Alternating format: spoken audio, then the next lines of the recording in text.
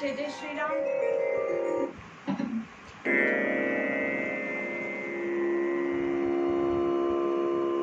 सर्वमंगल मांगल्ये शिवे सर्वार्थ साधिके शरण्ये त्र्यंबके गौरी नारायणी नमोस्तुते। या देवी सर्वभूतेषु शक्तिरूपेण संस्थिता नमस्तस्यै नमस्तस्यै नमस्तस्यै नमो नमः। जयन्ती मंगलाकाली भद्रकाली कपालिनी दुर्गा क्षमा शिवा धात्री स्वाहा स्वधा नमोस्तुते। जय जय श्रीराम। आज यारे यारे लहान थोडं या पेजच्या माध्यमातून मी आपल्या समोर देशभक्ती कशी असावी, का करावी देशभक्ती आणि देशावरचं प्रेम कसं असावं, हा जो विषय मी आपल्या समोर मांडणार आहे। त्यासाठी मी एक वेदाचा श्लोक घेतला आहे। समुद्रे वसने देवी पर्वतस्तन मंडले विष्णुपत्नी नमस्तुभ्यं पाददेशं क्षमस्व। धरती मातेला या श्लोकामध्ये वंदन केलंय। तर का वंदन केलंय, याचं काय कारण? आपल्या भारतीय संस्कृतीमध्ये झोपेतून उठल्यानंतर त्या धरती मातेला वंदन करतात, कारण धरती ही एक माता आहे। हा एक भूमीचा तुकडा नाही, ती माता आहे। आपण तिला माता म्हणून संबोधतो, म्हणून तिला वंदन केल्या जातं। आता आपण बघतो की आपल्या भारत देशाला माता ही उपमा आहे। आपण माता म्हणून भारत देशाला संबोधित करतो। आता दुसरे अनेक देश आहेत, परंतु त्याला आपण माता म्हणू शकत नाही। माता ही उपमा आपण त्यांना देऊ शकत नाही।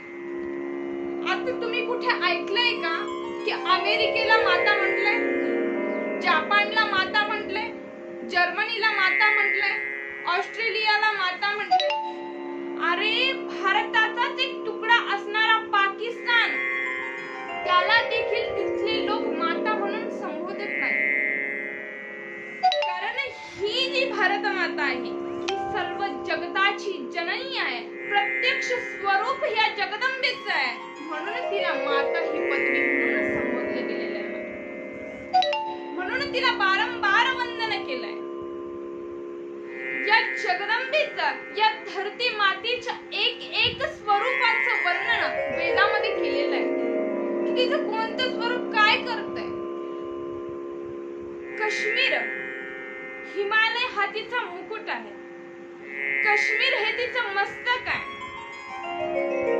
बंगाल आणि पंजाब हे दोन भुजा आहे। पूर्व पश्चिम ह्या तिचे जंगा आहे।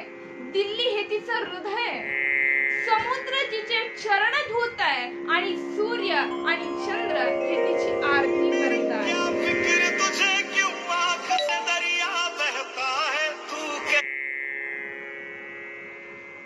आरती करतात अशी ही जगदंबा, म्हणून तिला वारंवार वंदन केले, वारंवार तिला नमस्कार केला। या धरती मातेच्या उदरामध्ये जन्म घ्यायला भगवंत सुद्धा लालायित होतात, अशी ही धरती माता आहे। वीरांची ती जननी आहे, सर्व वीरांची जननी, महावीरांची ती जननी आहे, सर्व देवतांची जननी, सर्व अवतारांची जननी ती आहे, म्हणून तिला वारंवार वंदन केले। आणि अशा धरती मातेच्या कुशीमध्ये आपण जन्म घेतलाय, म्हणून आपण पावन आहोत, आपण महान आहोत की अशा पावन धरतीवरती आपल्याला जन्म घेण्याचं सौभाग्य मिळालं। किती भाग्य, परम भाग्य आहे। धन्य ही भारतवर्ष, धन्य यस्य परंपरा, भारतीय जनधन्य, धन्य यस्य संस्कृती। भारतातील लोक धन्य आहे, भारतातील संस्कृती धन्य आहे। का? कारण ही भारत भूमी परम भाग्यवान आहे। तिचं वर्णनच करता येत नाही, एवढं भाग्य इथं जन्म घेतल्याने मिळतं। आणि भारत भूमीवरती जन्म घेण्यास सुद्धा पुण्य लागतं। सांगतात, भरतखंडी नरदेहो प्राप्ती हे तो परम भाग्य. भरतखंडामध्ये जन्म घेणे हा एक परम भाग्य आहे आणि आपलं परम भाग्य आहे. कारण भारतभूमी ही कर्मभूमी आहे, ही निष्काम कर्मयोगाची भूमी आहे. म्हणून इथे जन्म घेणे हे सौभाग्याचं म्हटलेलं आहे. म्हणून आपल्याला इथे जन्म भेटला, हा आपल्याला पावन झालो. आपण या भारतभूमीमध्ये जन्म घेऊन आपण पावन झालेलो आहे. कारण भारतभूमी ही एक मोक्षाची भूमी. विवेकानंद सांगतात की तुम्हाला जर मोक्ष प्राप्त करून घ्यायचा असेल तर तुम्हाला भारतभूमीमध्ये जन्म घ्यावा लागेल. कारण भा म्हणजे ज्ञान, र म्हणजे आसक्ती. जिथे ज्ञानाची आसक्ती तो खरा भारतीय. मोक्ष मिळण्याचं एकमेव कारण हा भारत देश आहे. या भारत देशामध्ये सर्वांना मोक्ष प्राप्ती होऊ शकते. दुसऱ्या देशात फक्त दुसरी जी भूमी आहे, दुसरा जो देश आहे, तिथे भोग मिळतो. परंतु या भारतभूमीत एक असं ठिकाण आहे तिथे मोक्ष मिळतो. म्हणून हिला महान म्हटलं गेलंय, हिला बारंबार वंदन केलंय. आज ऋषी मुनींनी देखील या भारतभूमीमध्ये जन्म घेतला. रामकृष्णाचे जे अवतार झाले, जे 10 अवतार झाले, ते 10 अवतार सुद्धा या भारतभूमीमध्येच झालेले. म्हणून भारतभूमी ही श्रेष्ठ मानली गेलेली आहे. आज आपण बघतोय की प्रत्येक जो वीर आहे, अनेक वीर या भारतभूमीमध्ये होऊन गेलेले. खूप वीर आहे. किती वीरांची नाव सांग. चंद्रशेखर आझाद आहे, भगतसिंग आहे, शिवाजी महाराज आहे, महाराणा प्रताप, हे जेवढे वीर त्या भारतभूमीमध्ये गेले आणि त्यांनी या भारतभूमीचा गौरव केला. या भारतभूमीसाठी त्यांनी आपल्या प्राणांची आहुती दिलेली आहे. एकदा असं झालं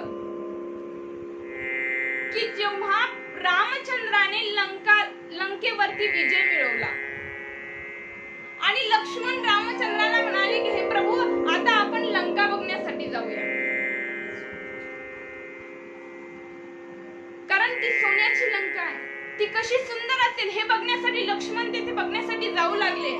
परंतु रामचंद्राने आज त्या गोष्टीचं ताडन केलं आणि लक्ष्मणाला म्हणाले, अरे लक्ष्मणा, मला ती सोन्याची लंका प्रिय नाहीये, एवढी मला माझी मातृभूमी प्रिय आहे, एवढी मला माझी भारतभूमी प्रिय आहे. कारण तिथे अनेक संतांनी जन्म घेतलाय, म्हणून मला ती सोन्याची लंका प्रिय नाहीये.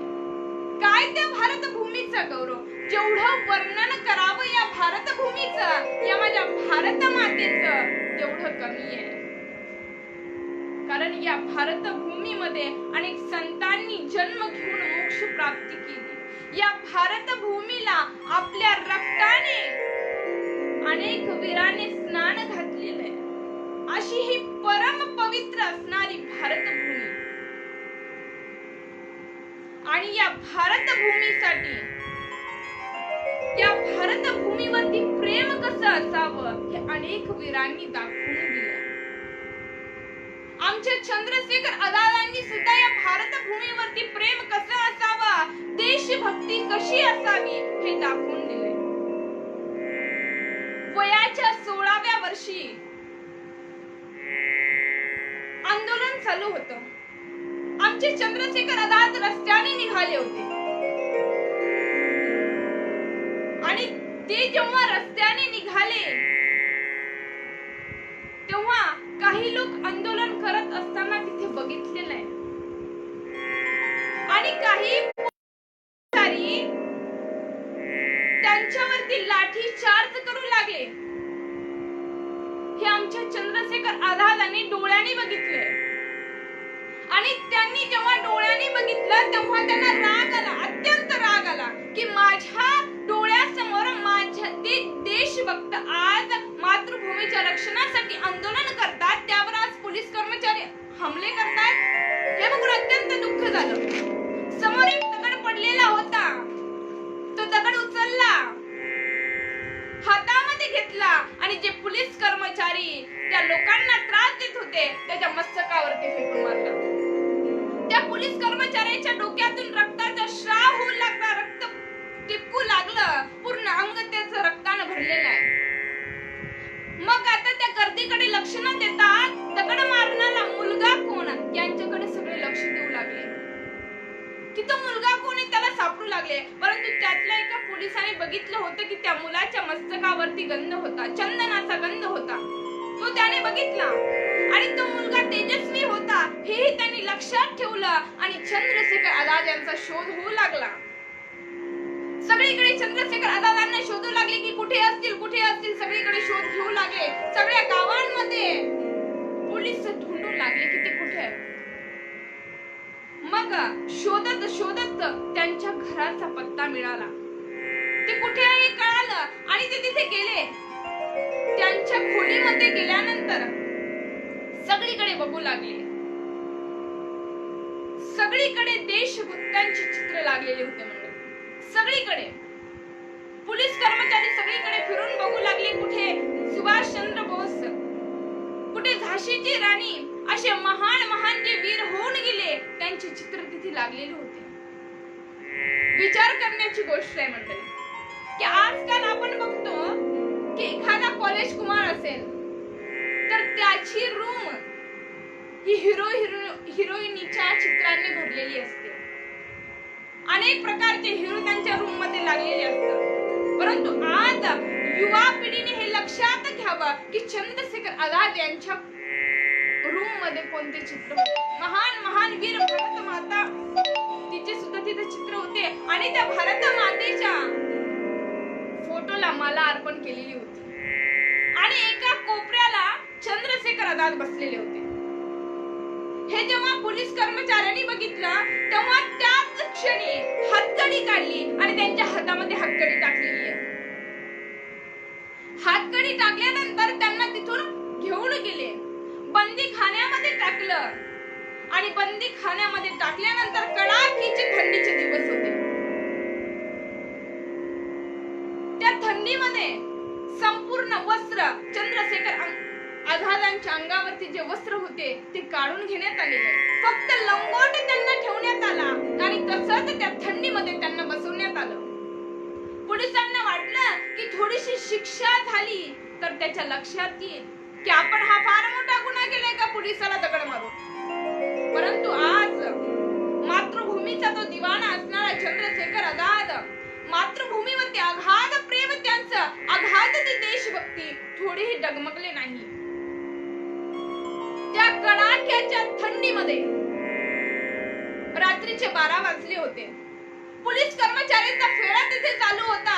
त्यांना वाटलं की आता तरी हा मुलगा सुधरेल, परंतु नाही. त्या कडाक्याच्या थंडीमध्ये कोणाच एक शब्दही न बोलता ते दंड बैठक मारत होते आणि 16 वर्षात ते तेजपुंज शरीर असणार, ते तेजपुंज असणारे चंद्रशेखर आझाद घामाने लथबथ झाले.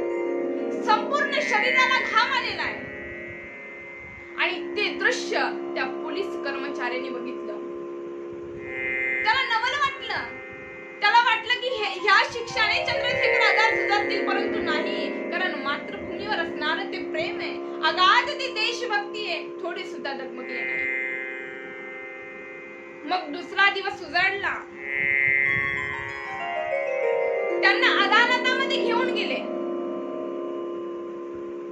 वकिलासमोर पेश करण्यात आलंय, जज समोर पेश करण्यात आलंय. वकील लावला गेलेला आहे. कटामध्ये उभे राहिले, परंतु त्या जजला, त्या मजिस्ट्रेटला त्यांना बघितल्यानंतर दया आलेली आहे. कारण ते सुंदर असे बालक असणारे ते नवयुवक, त्यांना वाटलं ह्या बालकाने एवढा मोठा गुन्हा कसा करू शकतो हा बालक. नाही, याने गुन्हा नाही केला असं त्याच्या मनामध्ये आलं. मग विचारू लागले, का रे म्हणे, का मुला तुझं नाव काय सांग मला, बताओ तुम्हारा नाम क्या है. चंद्रशेखरांनी सांगितलं, हमारा नाम आजाद है. और तुम्हारा ठिकाना क्या है. हमारा ठिकाना तो बंदी खाना है. और बताओ तुम्हारे पिता का नाम क्या है. पिता का नाम विचारल्यानंतर चंद्रशेखर आझादांच्या मुखातून एक निघालं, हमारे पिता का नाम स्वतंत्रता है. आणि असं म्हटल्याबरोबर त्या जजला अत्यंत राग आला, क्रोध आला आणि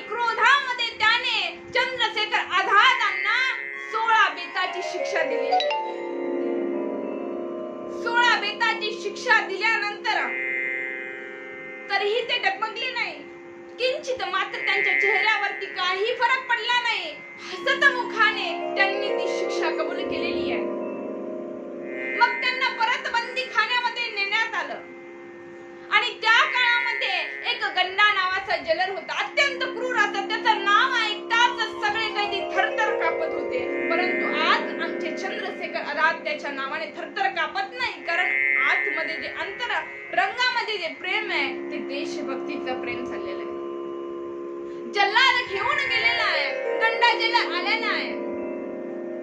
गंडा जलरला वाटलं की बेताचा एक फटका पडला तर हा शांत होईल. ह्याच्या मनामध्ये काय प्रेम आहे ते प्रेम सगळं वाहून जाईल.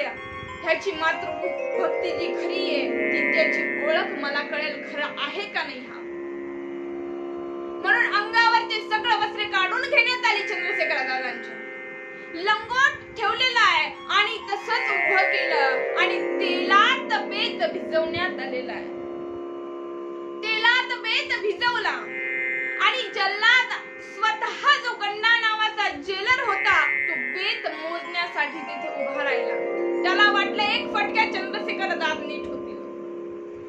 जल्लादाने बेत काढलेला आहे, बेत काढला, तेलातून भरलेला तो बेत काढला आणि गंडा नावाच्या जेलरने गिनती चालू केली. तो एक म्हणाला आणि जल्लादाने सप असा फटका चंद्रशेखर आझाद यांच्या अंगावरती मारलेला आहे. विचार करण्याची गोष्ट आहे. ते कोमल अंग, 16 वर्षाचे ते नवयुवक असणारे चंद्रशेखर आझाद जेव्हा बेताचा फटका पाठीवरती पडला, डोळ्यातून अश्रूच्या धारा वाहत नाहीयेत, ना कोणता आवाज मुखातून निघलेला आहे. सगळ्यांना तर हेच वाटलं होतं की हा बेत पडल्यावरती ओरडेल, याच्या मुखातून किंचाळी येईल, हा रडेल, हा क्षमा मागेल. परंतु मातृभूमीचा दिवाना असणारा तो चंद्रशेखर आझाद डोळ्यातून अश्रूच्या धारा नाहीयेत, मुखावरती हास्य आहे आणि तोंडातून एकच आवाज निघालेला आहे. जसा का तो बेत अंगावरती पडला तसाच तोंडातून आवाज निघाला, भारत माता की जय. मातृभूमीचा दिवाना असणारा तोंडातून किंचाळी नाही तर मातेविषयी प्रेम निघालं, मातेचा जय जयकार केला, भारत माता की जय. सगळे आश्चर्याने बघू लागले की मातृभूमीचा तो दिवाना असणारा चंद्रशेखर आझाद आज रडत नाहीये. त्या गंडा जेलरला वाटलं फटका जोरात लागलेला नाही. त्याने जल्लादाकडे रागाने बघितलं, अरे जोराने मार, याला लागला नाही. आणि तेलातून तो बुडालेला चाबूक परत वर केला, परत दुसरा फटका मारला आणि परत आमच्या चंद्रशेखर आझादांच्या तोंडातून एकच आवाज निघाला, भारत माता की जय. परत रागाने जल्लादाकडे बघितलं जेलरने आणि परत तिसरा फटका जसा का चंद्रशेखर आझाद यांच्या अंगावरती पडला तसंच रक्ताच्या चिळकंड्यावरती उडाला आणि ती पाठ लथपथ झाली रक्ताने. मांस लोळू लागले, चमडी सगळी उधळल्या गेली. परंतु मातृभूमीचा दिवाना असणारा चंद्रशेखर आझाद आज एकच मुखातून वाक्य निघतंय, भारत माता की जय, इन्कलाब जिंदाबाद. कारण मातृभूमीवरती असणारं ते अगाध प्रेम, बाकी काही नको, मला माझ्या मातृभूमीची रक्षा करायची आहे, एवढंच त्यांच्या अंतःकरणामध्ये होतं.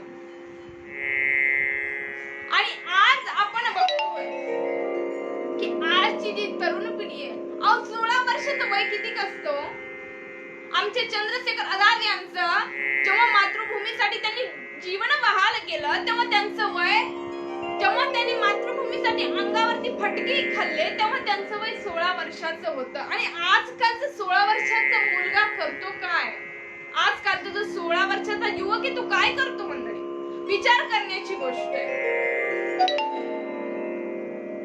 आमच्या अशा वीरांनी, अनेक वीरांनी मातृभूमीसाठी हा देह त्यागलेला आहे, तिला समर्पित केलेला आहे. वीरच नाही तर अनेक वीरांगना सुद्धा होऊन गेलेल्या आहेत. त्यांनी दाखवून दिलं की मातृभूमीची भक्ती कशी असते, देशावरती भक्ती कशी केली जाते, देशावरती प्रेम कसं केलं जातं, हे त्यांनी आज दाखवून दिलेलं आहे.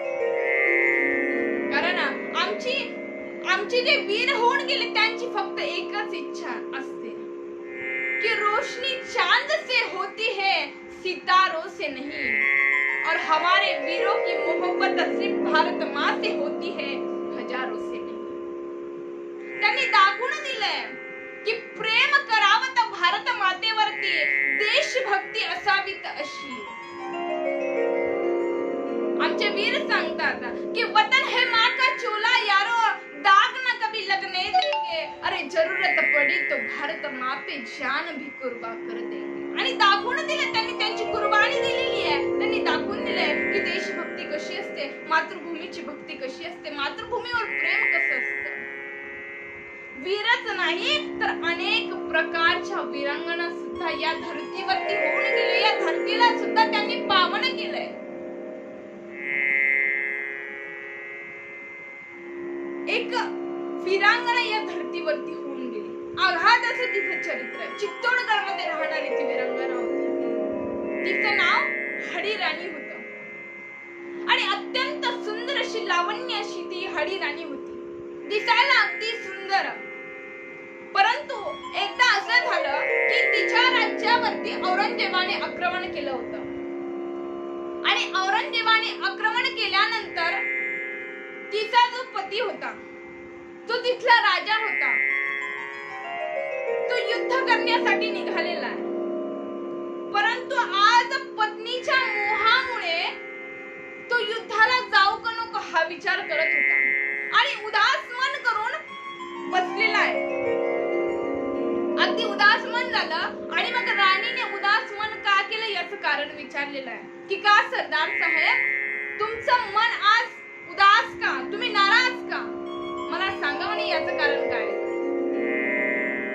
तर सरदार म्हणाले, अगं राणी, उदास मन व्हायचं कारण एकच आहे की मला आज युद्ध करायला जायचंय, परंतु कदाचित युद्ध करता करता मी जर मरण पावलो तर तुझी रक्षा कोण करणार, तू कशी जगणार, ह्याची चिंता त्या राजाला वाटू लागली, त्या सरदाराला वाटू लागली। राणीने खूप समजावून सांगितलं की राजे साहेब, तुम्ही युद्ध करायला जा, कारण आज तुम्हाला मातृभूमीची रक्षा करणं गरजेचं आहे।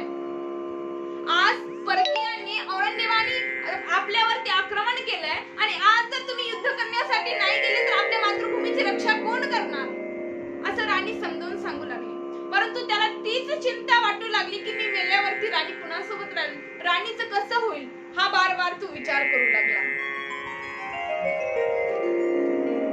विचार करत असताना तो म्हणू लागला की मी आत्ताच हिच्यासोबत लग्न केलं, ही एवढी सुंदर आहे आणि मी मरण पावल्यावर मग हिचं सौंदर्य काय कामाचं, बार बार तो तीच चिंता करू लागला।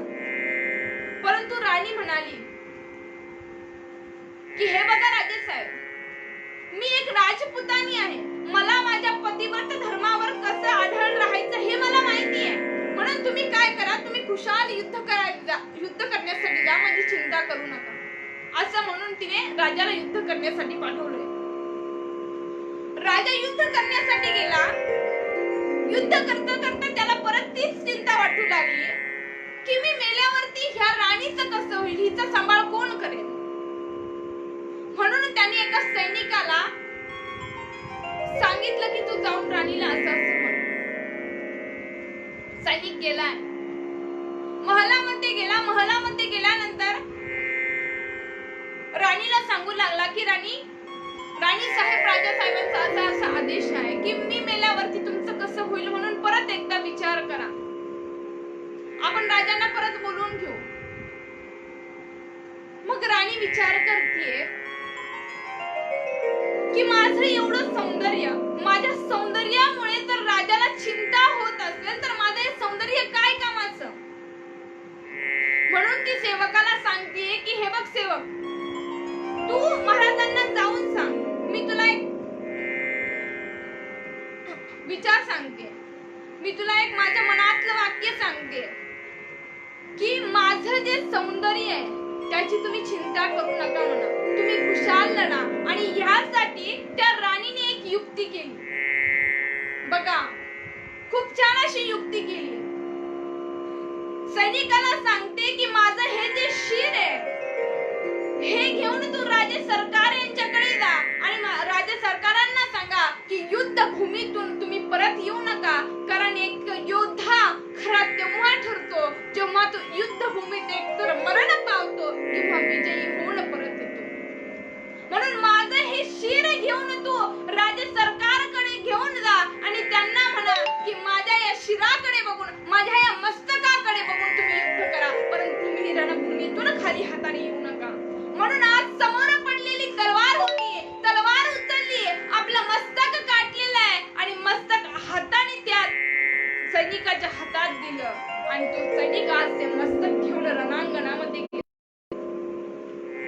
रणांगणामध्ये जेव्हा ते मस्तक राजाने बघितलं तेव्हा त्याला आश्चर्याचा धक्का बसला की अरे ही पतिव्रता आणि हिने आज आपला देह मातृभूमीसाठीच अर्पण केला. माझ्या मनामध्ये हिच्या सौंदर्याची चिंता होती, परंतु हिला हिच्या सौंदर्याची आसक्ती नाही, हिला हिच्या मातृभूमीवरती प्रेम होतं, म्हणून हिने आज आपलं मस्तक काटून मला दिले.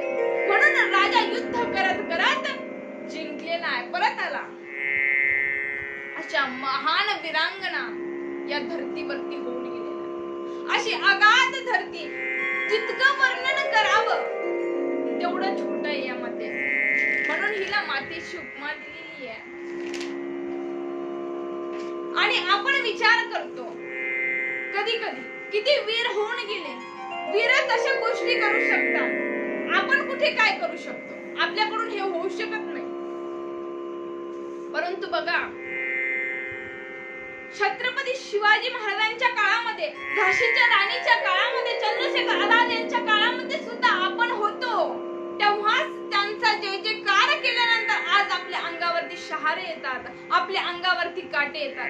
भले त्यावेळीची भाषा अलग असेल, भले त्यावेळीचे वस्त्र अलग असेल, आभूषणे वेगवेगळी असेल, परंतु जे सत्य होतं, तो सत्य रूपा जो आत्मा होता, तो आत्मा तेव्हाही होता आणि आजही आहे.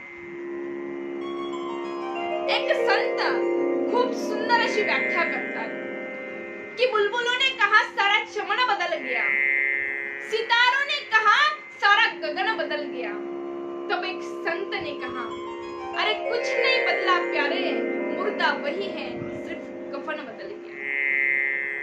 तेव्हा जे सत्य होतं, तेव्हा जो आत्मा होता, तो आजही आहे. म्हणून आत्मा कधी बदलत नाही, आपण तेव्हाही होतो, आताही आहोत, पण आपण आपलं जे कर्तव्य होतं ते कर्तव्य आपण विसरून गेलो. म्हणून बार बार वीरांच्या चरित्राद्वारे, वीरांगणाच्या चरित्राद्वारे आपण आपलं जे कर्तव्य काय आहे हे जाणून घेतलं पाहिजे, तेव्हाच आपल्याला कळेल. कारण बघा, वेळ एकदाच येत असते. आपल्याला मातृभूमीची भक्ती करण्याचा मौका मिळालेला आहे, परंतु मातृभूमीची भक्ती करणं हे आपल्या हातात आहे. वक्त सबको मिलता है जिंदगी बदलने के लिए, लेकिन जिंदगी दोबारा नहीं मिलती वक्त बदलने के लिए. म्हणून आपल्याला हा मानव देह भगवंताची भक्ती करण्यासाठी, देशाची सेवा करण्यासाठी मिळालेला आहे. तर आपण ह्याचा मौका, आपण याचा फायदा घेतला पाहिजे, तेव्हाच आपला हा नरदेह जो आहे तो सार्थक होईल. म्हणून वीरांच्या चरित्राद्वारे बार बार तुम्ही वीरांचे चरित्र श्रवण करा, जेणेकरून आपल्या अंतरंगामध्ये जे वीरांचं रक्त वाहते ते उसंबळेल आणि ते रक्त जेव्हा जागृत होईल तेव्हा आपण देशभक्ती करू शकू, मातृभूमीची भक्ती करू शकू. तेव्हा तर आपण बघतोय की जे वीर होऊन गेले, जे सैनिक आहे ते सुद्धा काय म्हणतात, ते सुद्धा त्यांच्या प्रती, त्यांचा जर आपण विचार केला तर ते रात्रंदिवस मातृभूमीची भक्ती करण्यासाठी तैनात आहे. काय म्हणतात सैनिक, अरे कभी सनम को छोड़ के देख लेना, कभी शहीदों को याद करके देख लेना, कोई महबूब नहीं मेरे वतन जैसा यारो, मेरे देश से दिल लगा के देख लेना, मेरे देश से इश्क लगा के देख लेना. एवढं ते मातृभूमीवरती त्यांचं प्रेम की रात्रंदिवस डोळ्यामध्ये तेल ओतून ते रात्रंदिवस मातृभूमीची रक्षा करण्यासाठी तिथे तैनात आहे. म्हणून आपण त्यांचाही विचार केला पाहिजे. म्हणून देशभक्ती करा, देशावरती प्रेम करा. हा मौका बार बार मिळत नाही. या मनुष्य जन्मात आपण आलो म्हणून आपल्याला देशभक्ती करायची. एवढी ही मातृभूमी अगाध, एवढा हा भारत देश अगाध आहे, पण याला आपण अजून जाणून घेतलं नाहीये. माझी ही मातृभूमीची आहे, ती संतांची वाणी आहे, वीरांची आरती आहे. कारण अनेक वीरांची ती माता आहे. भगवंत अनेक वेळा तिच्या उदरी जन्म घेण्यासाठी बार बार धरतीवरती येण्यास तयार आहे. एवढी ती मातृभूमी अगाध आहे, परंतु आपण या मातृभूमीला अजून समजून घेतलेलं नाहीये. आपल्याला समजून घेतलं पाहिजे तिला. आपण बघतो अनेक अवतार तिने धारण केलेले. तीच दुर्गा आहे, तीच काली आहे, तीच आदिशक्ती, अनेक नावाने ती प्रसिद्ध आहे. विष्णू पत्नी आहे ती. जसं आपण बघतो की नवदुर्गाची नाव आहे. प्रथम शैलपुत्रीच, द्वितीय ब्रह्मचारिणी, तृतीय चंद्रकंठे ती, कुष्मांडी ती, चतुर्थकम, पंचम स्कंद मात्री ती, षष्टम कात्यायनी तिच्या, सप्तम काल रात्री ती, महागौरी ती, अष्टमम, नवम सिद्धी दात्री ती, नवदुर्गा प्रकृतीता. असे ते नवदुर्गेचे जे रूप आहे हे माझ्या धरती मातेचेच आहे. अनेक प्रकारे तिने जेव्हा जेव्हा आपल्यावरती, या मानवावरती जेव्हा जेव्हा संकट आलं तेव्हा तेव्हा तिने गोमातेचं रूप घेऊन भगवंताला प्रार्थना केलेली आहे. आणि भगवंताला या धरतीवरती अवतार घ्यावाच लागेल आणि आपली रक्षा भगवंताने केली आहे. म्हणून तिला बार बार वंदन केलं जातं. म्हणून वीर तिची बार बार वंदना करतात, तिला बारंबार नमस्कार करतात. म्हणून तिला उठल्याबरोबर आपल्या भारतीय संस्कृतीमध्ये साधू संतांनी तिला नमस्कार केलेला आहे की हे माते, आम्ही उठतो, आम्ही तुझ्यावरती चरण ठेवतो, तरीही तू खुश आहे. कुठल्याही प्रकारची तू आमच्यावरती कधी रागवत नाहीये. म्हणून वेदाने सुद्धा तिची प्रार्थना केली की समुद्रे वसने देवी पर्वतस्तन मंडले विष्णुपत्नी नमस्तुभ्यम पाद स्पर्श क्षमस्वमे.